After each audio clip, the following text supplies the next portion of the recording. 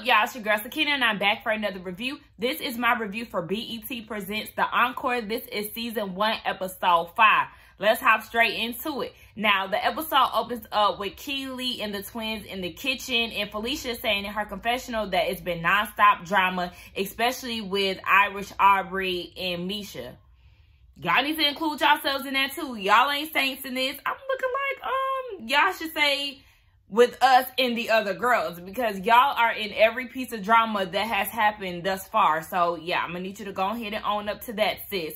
Keely is in the kitchen cooking up steak and eggs, and the steak is pink as all hell. Ma'am, who was eating that? White people do that. I'm sorry. I know black people do like to have a little, what is that? Medium rare? Look, I was always a well done girl. Come for me if you want to, but I didn't want no parts of no raw nothing, okay? I just feel like if it's majority raw, that's for the whitey people. We don't do that type of stuff around here.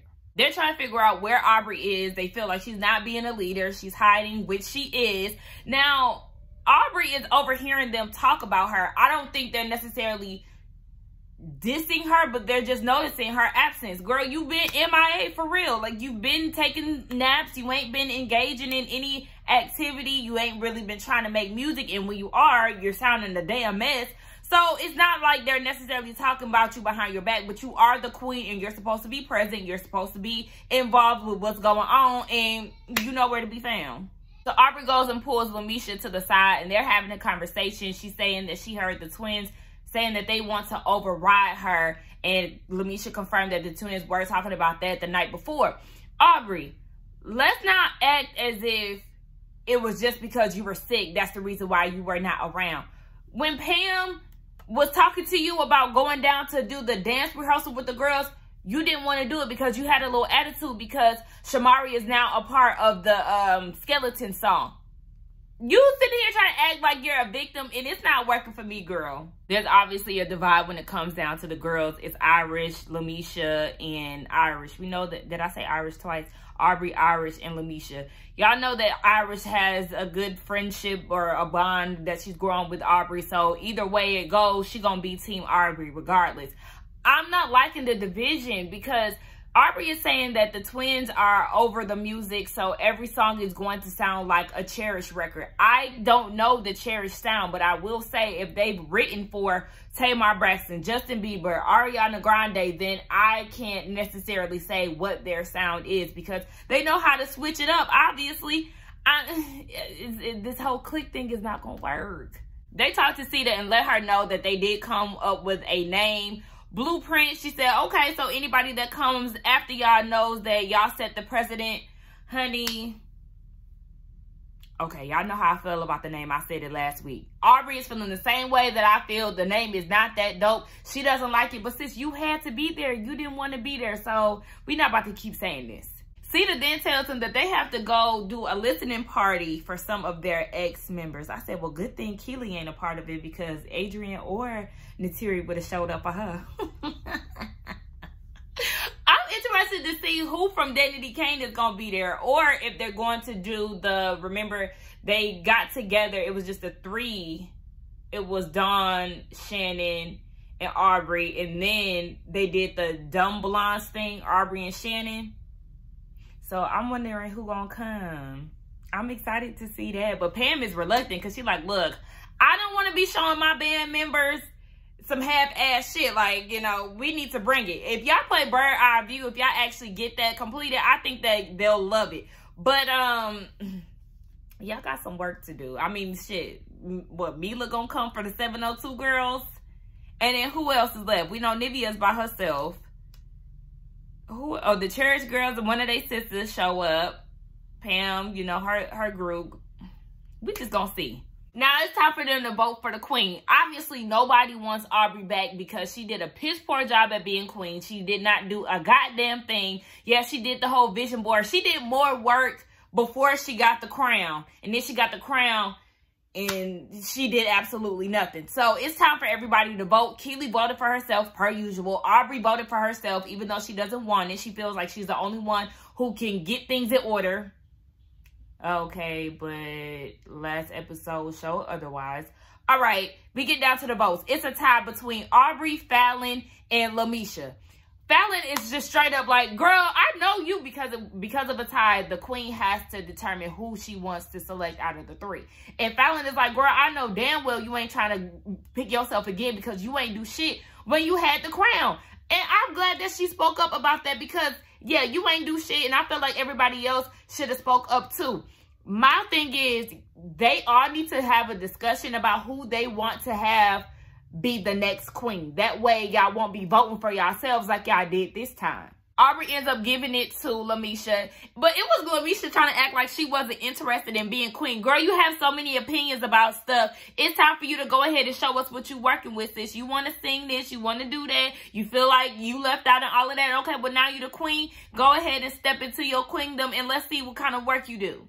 Misha said that she was going to be fair to everybody, and her main focus is getting this listening party together. Everybody seems to have faith in her with the exception of Fallon because she doesn't think that things are going to turn out in her favor.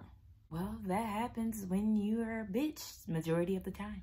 Felicia goes and talks to Aubrey, and it's just a whole bunch of lies going on. Now, Felicia is saying that Elijah came to the twins talking about Aubrey said that they didn't write skeletons, or he wrote skeletons. I think they didn't write skeletons, in which he never said anything like that. Unless they edited out that part of the conversation, we've never seen anything like that. So then Aubrey was saying, I came to him so they can have an outside song to lighten the load for the twins. That way y'all won't feel like y'all are obligated to the song, blah, blah, blah. Okay, and that's smart.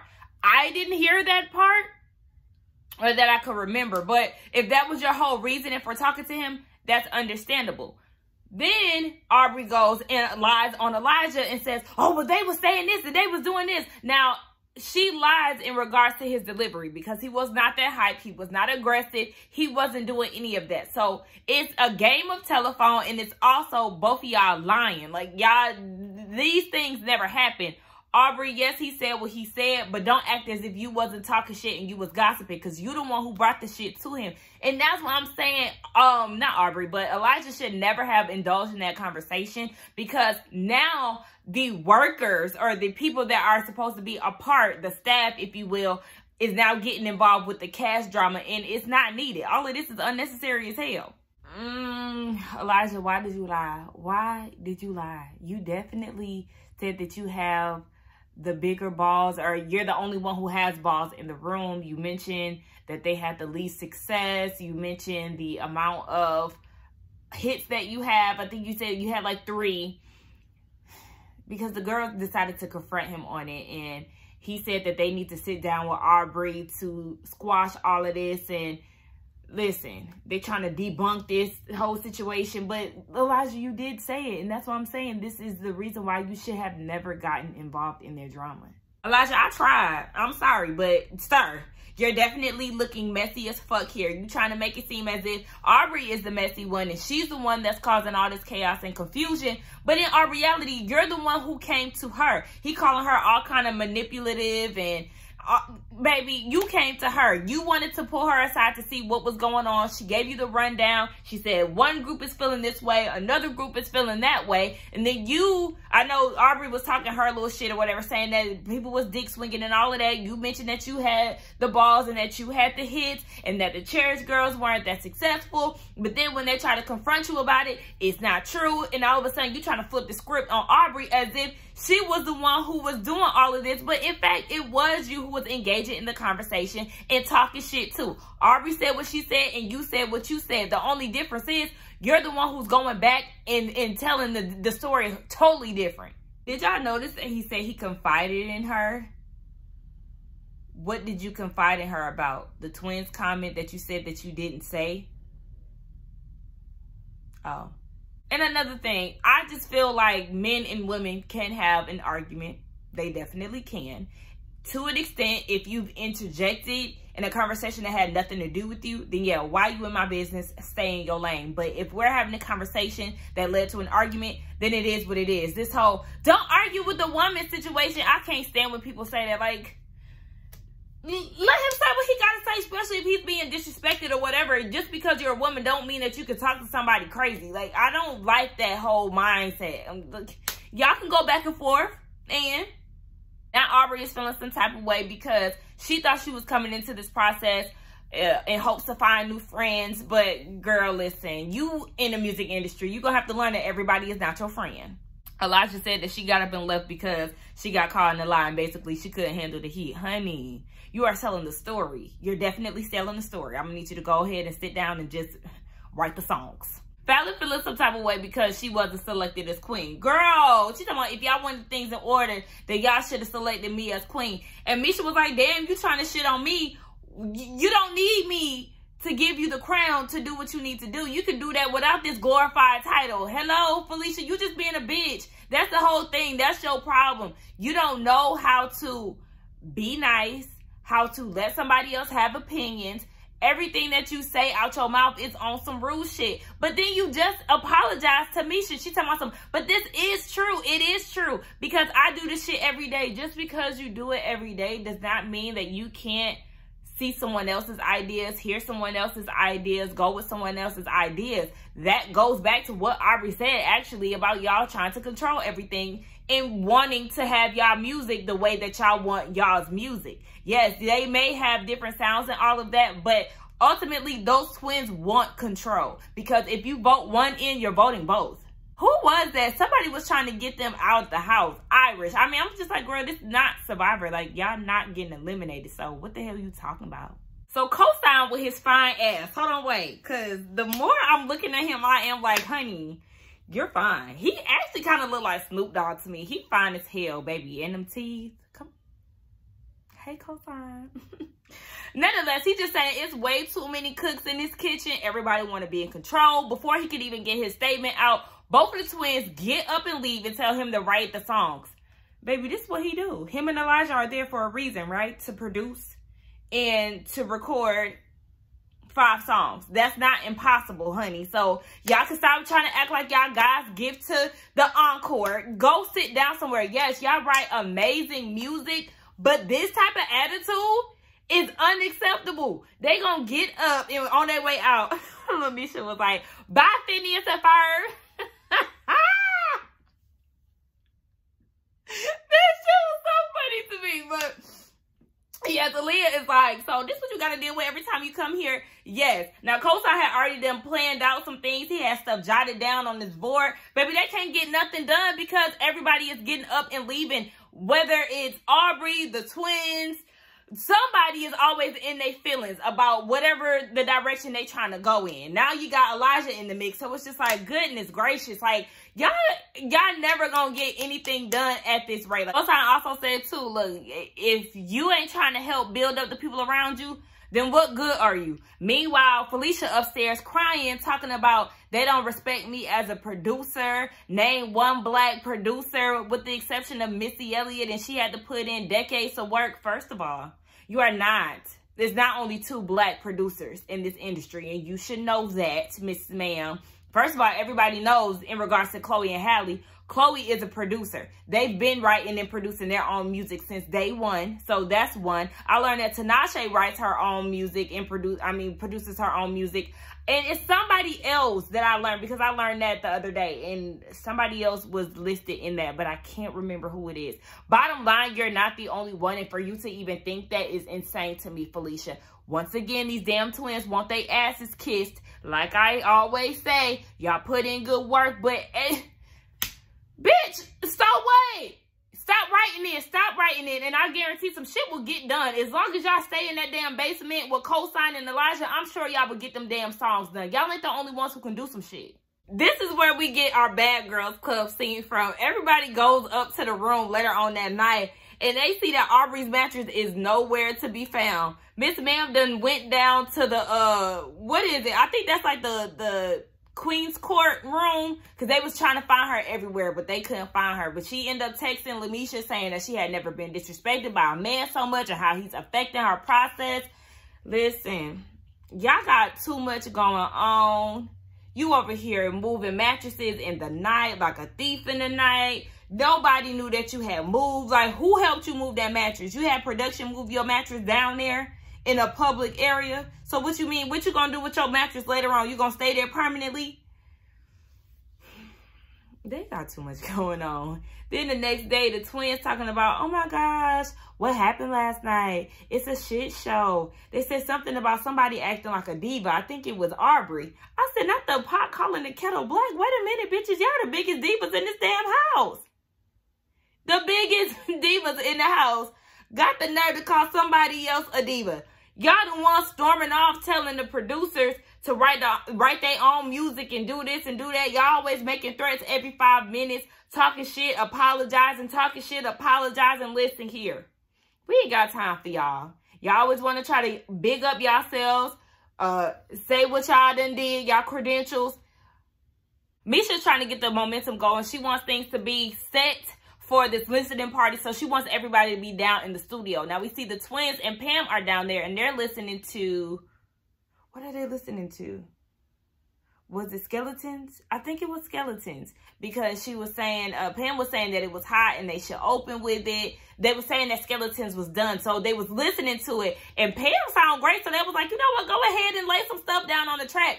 I think Skeletons, well, no, everybody shouldn't be on Skeletons, never mind. Shamari is on a FaceTime call with Ronnie. They're celebrating their 15-year anniversary, and she was saying how it's a lot going on in the house. He told her to be the voice of reason and not to take a lot of shit. Honey, it's a lot of shit going on, but luckily Shamari is staying out of it because don't nobody got time to be trying to argue with 9 girls. That's just team too much. She did say that she learned a lot from being in his presence, with him being a part of a 6-member group. I did see a few days ago that New Edition is coming back together and they're doing a residency in Vegas. I would love to actually go and see them. I know I'm young, but I really do love New Edition. So nonetheless, yeah, she's just trying to figure that out, and it's sad to see that she got to celebrate her 15 years around a whole bunch of drama and some bitches that she ain't even got to see on a regular basis. So Aubrey is back, but I noticed that it looks like some bandages are on her waist. Sis, like, did you do like a post-op appointment or something? Like, what is that around your waist, sis? Did you go get some liposuction, some emergency liposuction, girl? What's going on? Y'all, the lights just cut off in the middle of me reviewing. It's like pitch black. Well, not pitch black, but it's oh shit, that just scared me.